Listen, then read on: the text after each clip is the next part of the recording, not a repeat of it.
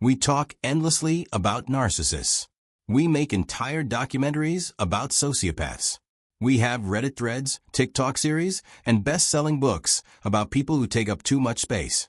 But there is this other group, quiet, watching from the edge of every room, never quite fitting in anywhere, almost invisible, barely studied, sitting at the back of every social science conversation without ever being the subject of it. And here is what nobody tells you. This feeling of not belonging, it is not random. It is wired. Deeply, structurally, neurologically wired. They are your coworker who laughs along, but never quite syncs with the group joke. The sibling who attended every family dinner, but somehow always felt like a guest. The friend who is liked by everyone and genuinely close to no one. You know exactly who this is. Their psychology is probably the most misunderstood of anyone alive today. Because from the outside, they look fine. From the inside, they are standing behind glass watching everybody else live in a world that never fully opens its doors to them. Picture this. It is 1994. You are 7 years old. It is your birthday party, and your mother has invited 12 kids from your class. They are laughing, running, throwing cake. And you are standing slightly to the left of all of it, watching yourself from somewhere above, wondering why you feel like a visitor at your own celebration. A study published in the Journal of Personality and Social Psychology found that children who experience chronic social exclusion by age 8 show measurably different threat detection patterns in the prefrontal cortex. 43% demonstrated heightened hypervigilance in peer environments. That is not shyness. That is an adaptation. When a child learns early that belonging is unpredictable, the brain does something very smart. It starts scanning, constantly, reading rooms, tracking moods, watching body language like a second language it has to translate in real time. Safety first, connection later, sometimes never. Picture this. It is 1998. Same kid, different classroom, new school, new city, new chance. First day, they sit down, try the jokes that worked before. New crowd, new rules. Blank stares. They learn something then that most kids never have to learn. Who you are has to be rebuilt in every new room. From scratch. Every single time. And now watch what happens when that kid grows up. They become brilliant at reading people, but terrible at trusting them. They become the most perceptive person in the room and the loneliest. They become someone who belongs everywhere a little and nowhere completely. This is why they scan every room before they enter it. Not paranoia.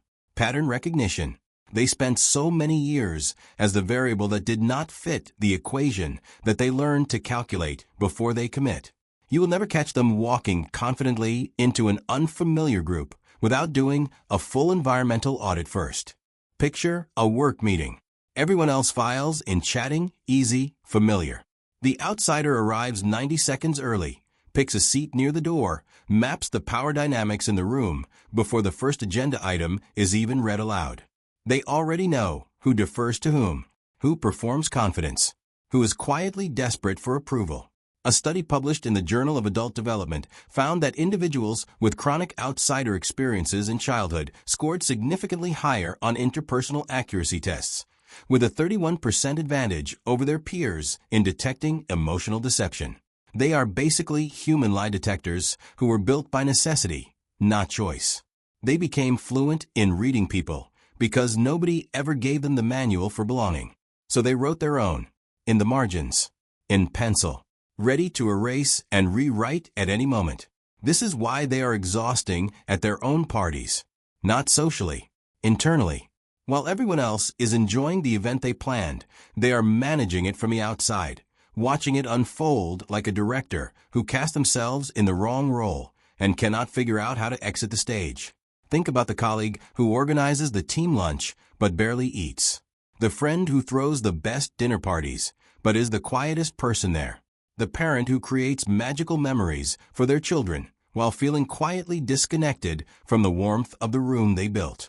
Developmental Psychology published research in 2019 showing that individuals who experienced early social marginalization develop what researchers call a host schema, meaning they default into facilitation and service roles as a social strategy. They give belonging to others because they cannot quite find it for themselves. They are the architects of communities they never fully live inside, which is either deeply poetic or deeply unfair. Probably both. This is why they are drawn to subcultures, niches, and outlier communities. Not because they are weird, because belonging to the mainstream always felt like wearing someone else's clothes. The subculture does not ask them to fit. It already assumes they do not. That is the closest thing to relief they have ever felt. The girl who was too quiet for the popular crowd finds her people in the theater club, where being too intense is the point. The kid who was too nerdy for the neighborhood ends up at a tech conference feeling, for the first time at 26, like the room was built specifically for him. Research published in the American Journal of Psychology found that individuals who identified as lifelong outsiders were 47% more likely to seek identity communities organized around shared interest rather than shared geography or demographics. They do not join the neighborhood association. They join the obscure online forum about 1970 synthesizers. Because belonging based on values and passion is the only kind that ever actually held them. Everything else felt like a performance review they kept barely passing. Here is what is fascinating though. The very thing that makes them feel perpetually outside also makes them extraordinarily good at seeing clearly. Because they were never fully inside any system, they were never captured by its blind spots. They see the office politics that everyone else is too embedded to notice. They see the family dynamic that everyone inside the family accepts as normal. Distance gives them clarity nobody asked them to have. This is why they are dangerous to organizations that run on illusion, and why they are invaluable to organizations that want the truth. The outsider will be the one who quietly writes the memo explaining why the strategy does not actually work. Then watches it get ignored by the insiders. Then watches it play out exactly the way they predicted. Then says nothing, because they already knew nobody was going to listen. A paper in the Journal of Personality and Social Psychology found that perceived outsiders in group settings demonstrated 22% higher accuracy in evaluating group-level decision-making errors in controlled environments. They are not smarter. They are just not blinded by the need to belong that makes everyone else go along. Being outside the circle is the only reason they can see the circle, and the circle never thanks them for it. This is why their relationships are intense and infrequent. They do not have 30 surface-level friendships. They have 3 relationships that feel like they have known these people in a previous life. Connection for them is not casual. It never was. Every real bond feels like a small miracle because they spent so long believing the miracle was not available to them. When they let someone in, they let them all the way in. There is no intermediate mode. The person who is guarded and observant and 3 steps removed from everyone else suddenly becomes the most loyal, attentive, present friend you have ever had. It surprises people every time.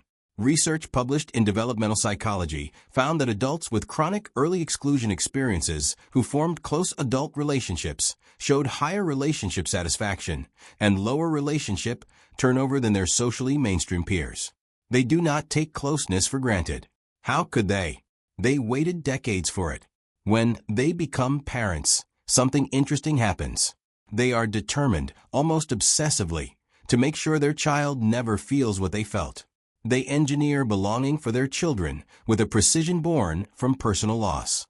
School events, friendships, belonging rituals, all curated with the quiet ferocity of someone who knows exactly what the absence costs. And what they give the next generation is remarkable. Children raised by lifelong outsiders often have unusually high emotional intelligence, a fierce independence, and an ability to see through social performance that takes most people until their 40s to develop. The wound gets metabolized into a gift. It does not make the wound okay, but it makes it mean something. What they lose, and keep losing, is the ability to receive. They are expert givers, terrible receivers. Someone tells them they are special, and they genuinely cannot hold it. Not because they are fishing for more. Because at some deep structural level, they still do not quite believe the room was meant for them. What makes them quietly remarkable is that they kept showing up anyway, to rooms that never fully opened, to tables that never quite had their chair, to lives that felt like they were built for someone slightly different. They kept showing up, with their full perceptive, brilliant, exhausting, generous, difficult, extraordinary self. Every single time. They are the observers at the window, watching the warmth inside, nose almost touching the glass, close enough to see everything, far enough to never quite feel the heat. And observers at windows do not get much attention. Nobody writes the song about the person watching the party. Nobody gives the award to the one who mapped the room from the outside. But here is the ironic part. Ask anyone in that room who understood it the best, who saw it most clearly, who remembered it longest, and they will all point to the same person, the one standing slightly to the left of everything, taking it all in, completely alone, absolutely irreplaceable.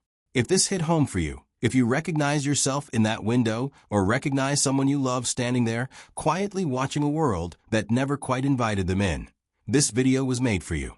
Leave a comment below. Tell me when you first noticed the glass. Please subscribe, and if you want to support these deep dives into the psychology that does not get enough airtime, hit that join button to become a channel member. More of this is coming, for the people who always thought they were the only ones standing outside.